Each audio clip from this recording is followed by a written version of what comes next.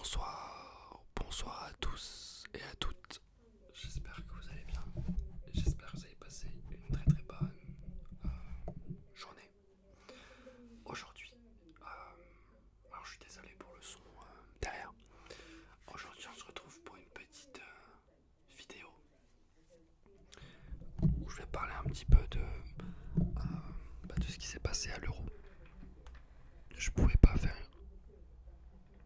je pouvais pas faire un euro. Ou en tout cas, je pouvais pas regarder un euro sans faire de vidéo. En vrai, c'était pas possible. Et on va parler de l'équipe de France, sachant que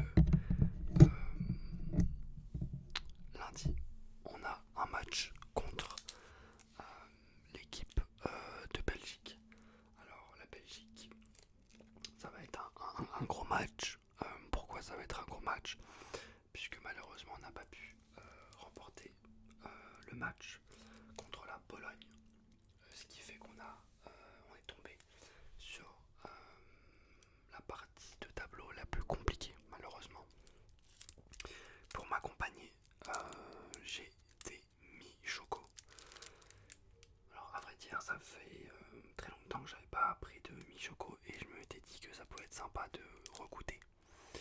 Mais malheureusement, le goût il est pas mal, mais c'est pas non plus exceptionnel, mais c'est sympa. Et donc, on va discuter un petit peu. Et je vous ferai une vidéo débrief du match contre la Belgique.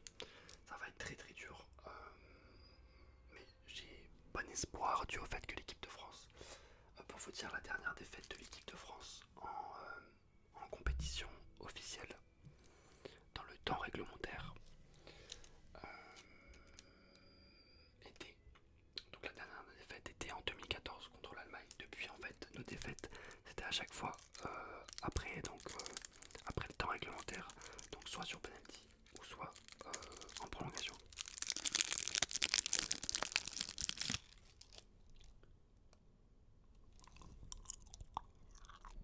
Ça colle au temps un peu, mais bon. Donc en fait, on a une équipe de France un petit peu amoindrie physiquement. Quand je dis amoindrie physiquement, c'est-à-dire qu'on a nos deux joueurs majeurs, Griezmann et Mbappé, qui sont dans un creux physique. Kylian Mbappé, on peut... Bon, ça se voit directement, et à vrai dire, ça fait depuis la saison, le début de saison qu'il est comme ça. Et malheureusement, je pense pas que ça va pouvoir s'améliorer pour lundi. Donc faut espérer qu'il puisse retrouver son efficacité.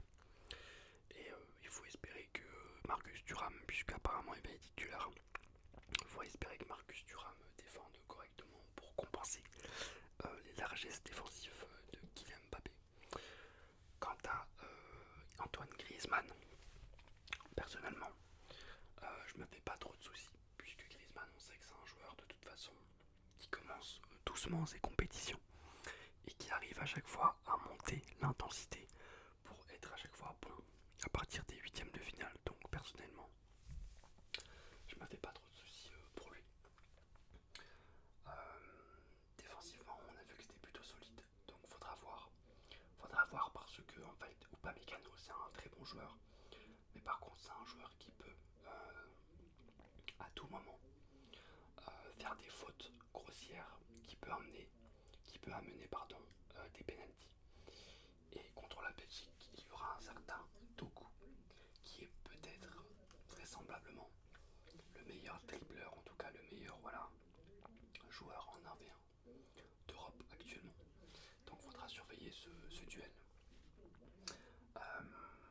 C'est vrai que pour le moment, le premier match contre l'Autriche, en globalité, je trouve que sur les trois premiers matchs, on a été solide, mais il a manqué de l'efficacité. Le premier match contre l'Autriche avec des occasions de Mbappé, notamment une occasion vraiment où il doit pas la louper. Je crois que c'était en deuxième période. C'est un immanquable. On marque sur un contre son camp.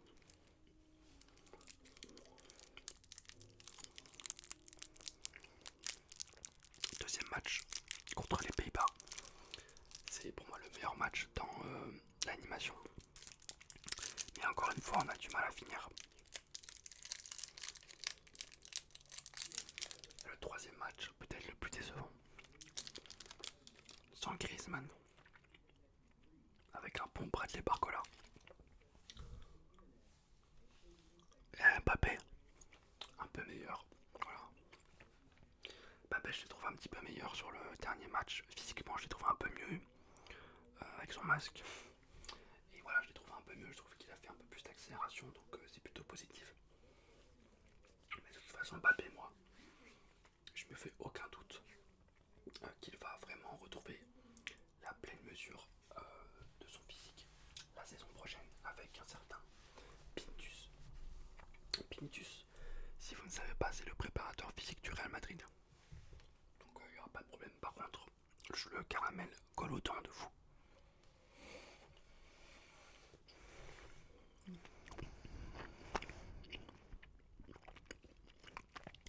En ce moment même, il y a l'Allemagne qui joue. Donc il faudrait que je vois le résultat. Mais à vrai dire, quoi qu'il arrive pour l'équipe de France, ça va être des matchs de gala à chaque fois. Belgique en huitième, potentiellement le Portugal en quart, l'Allemagne en demi et l'Angleterre en finale. Voilà. Mais c'est vrai que les Anglais ont de la réussite. Hein. Moi je pense que c'est l'Angleterre qui va remporter ce tournoi. Malgré le fait que ça joue pas très bien côté anglais. Mais justement, peut-être que c'est leur année. En sachant que ils ont une partie tableau cadeau.